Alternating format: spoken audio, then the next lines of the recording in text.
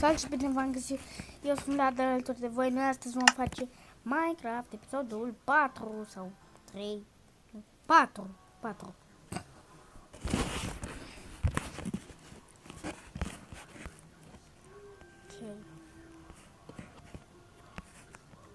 E noapte, eu mă culc.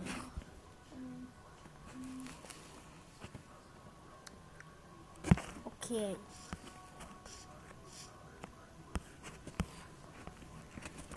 E frumos aici. Aproape am terminat, mai avem 2 subici de pus. Mai avem 5 blocuri de astea. Să le pun acum. 2 aici.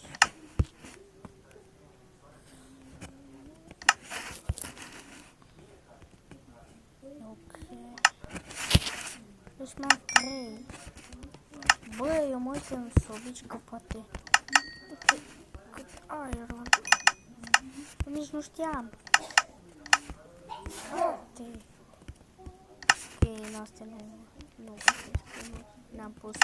N-am pus în astea, nu găsesc.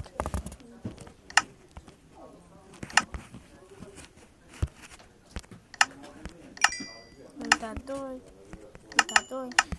Uitați câte avem, 21, frate. De unde sunt atâtea?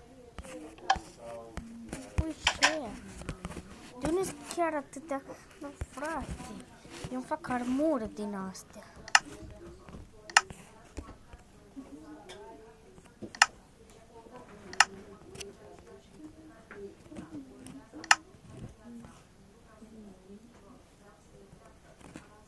Bă, pentru papuși de cât am nevoie? Să fac albe. Pentru papuci am de 4 iron.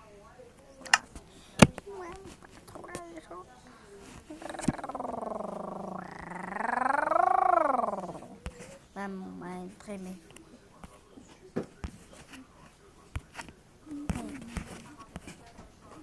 Ok, avem armură, mergem în mină.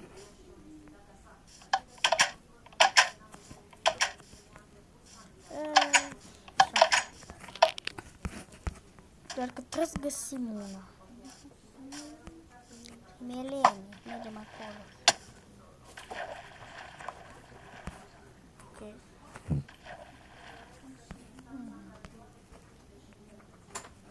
Eu am aruncat câteva iteme în apă. Că nu trebuiau, mă înțelegeți voi.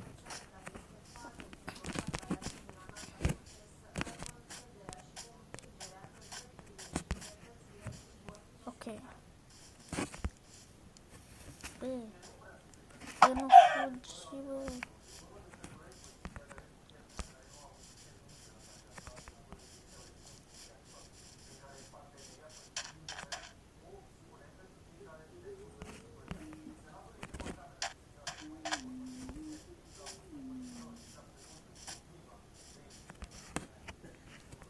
De aici eu un pic de lemn. Pic.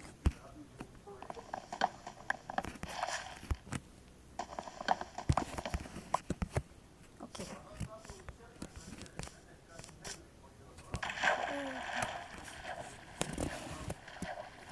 Filmăm deja de 4 minute. Și eu de-abia cred că a trecut un minut. Frate. Vreau. Asta e. Alarma mea, mă, se aude dacă cineva pune. Ok.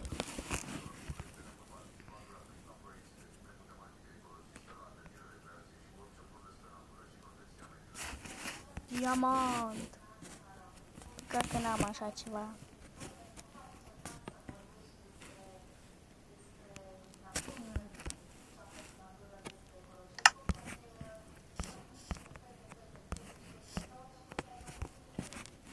Acum am văzut ce nu făceam. Așa, și mai pun lemn. Ok, ce este? Mapa asta o să țin cu mine, nu vreau să o pierd niciodată.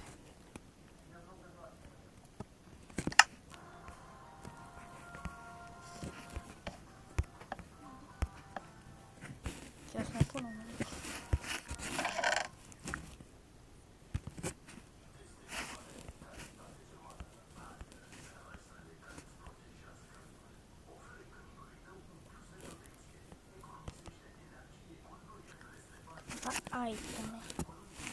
Bă, toporul vreau înapoi. Ăsta pot să pun... Poate avem nevoie de asta. De mâncare, da, o pun aici.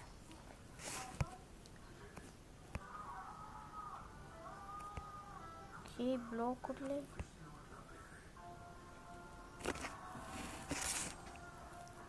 Ok, cam atât.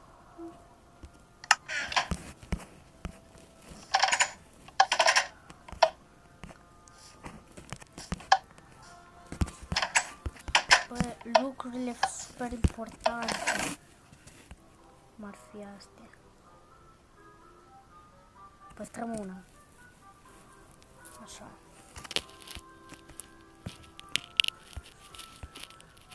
Știu.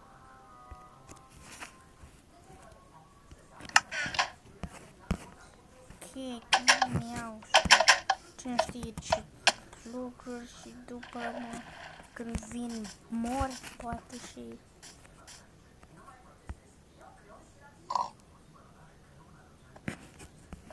Asta fac. Bă, mor. Așa. Hai căutăm o mină.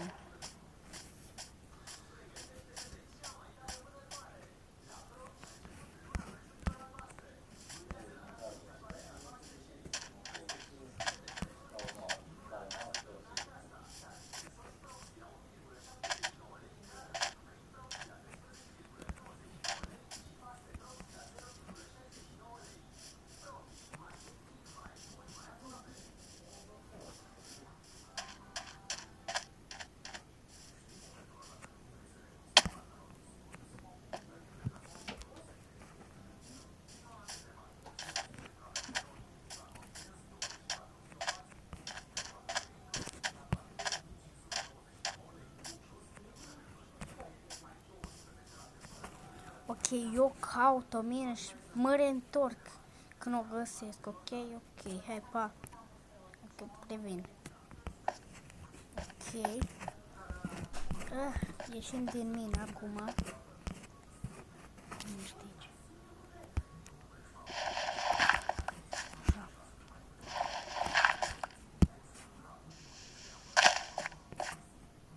Ok. Astupa asta.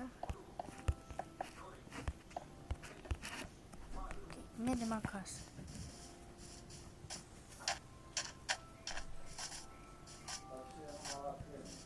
Am săpat jos și am găsit.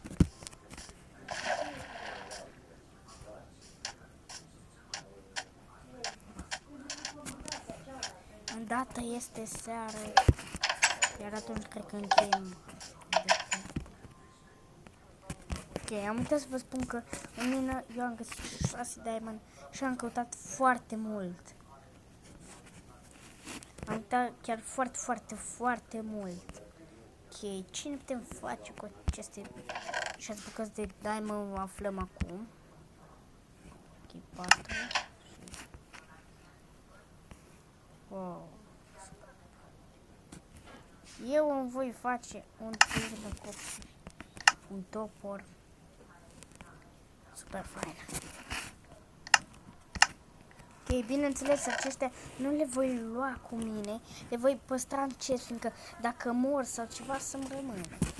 Știți?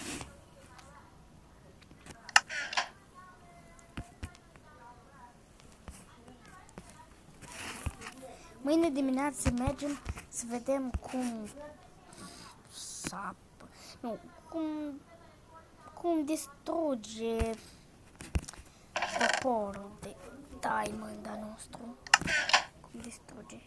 Știți că acum putem face portal, dar nu m-am gândit la asta. Ok. Hai să mergem. Și uite, am uitat de asta. Stai că îi dau nume. Ok. Deci tot am chestia asta. L-a spus aici, îi dau nume.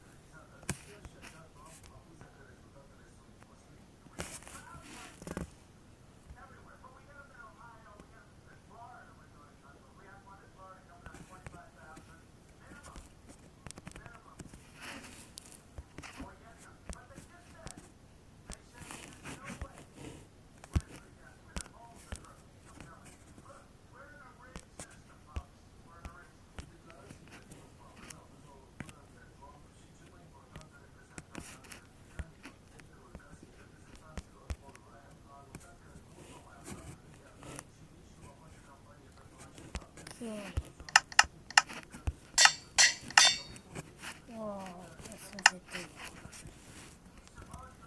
Toporul lui Noci. Asta e toporul lui Noci. Noci, asta e Noci.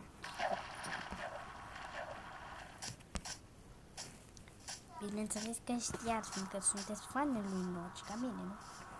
Eu nu sunt fanul lui Herobrine, că e stăpânul răului și... Da. Cele de sapă îmi place. Vedeți, sapă se acomodează și sapă din ce în ce mai repede. Doar că diamondul e greu, presupun, nu? Și de asta sapă mai... Ori e mai greu, ori e mai ușor, cred că e mai ușor. Când sapă mai repede. Uitați aici. Pa! Bă!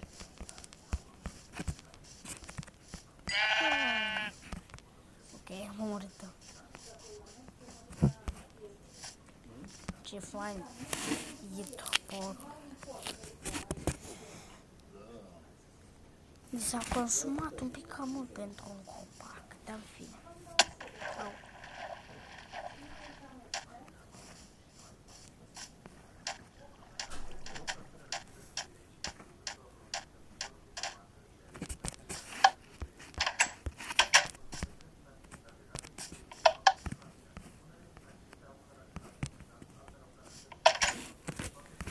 Ok, stați un pic. Ok. Dar nu știu la casa mea dacă ați observat o chestie de aici. Uitați. Super faină. Pac. Vedem.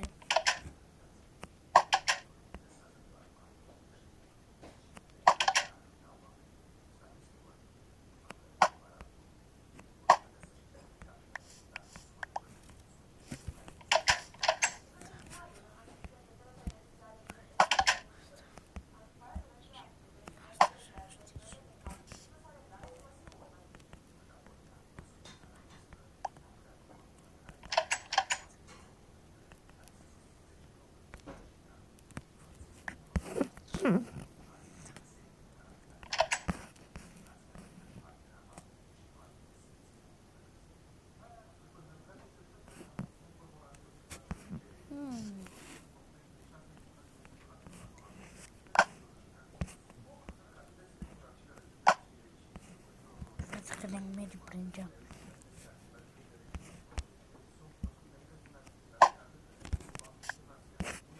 Ok. Noi vom încheia cu episodul acesta, dar până atunci nu uitați să apăsați butonul de like. Noi ne-am chinuit foarte mult ca să facem această lume. Da, eu practic sunt începător în Minecraft, deci pentru mine a fost greu să fac lucrurile astea. Mai ales când am găsit blocul ăsta de diamond, trofeul meu de diamond. Cel mai fain trofeu care am avut până acum. Și l-am găsit pe Game of Survivor. Vă dați seama, eu n-am mai găsit niciodată, de mult chiar. Știți? Da, da. Ăsta e noroc. Vă dați seama, avem târnăcop, topor de diamond, super tare. Nu uitați să dați like, eu sunt Vlad, alături de voi, pa, pa!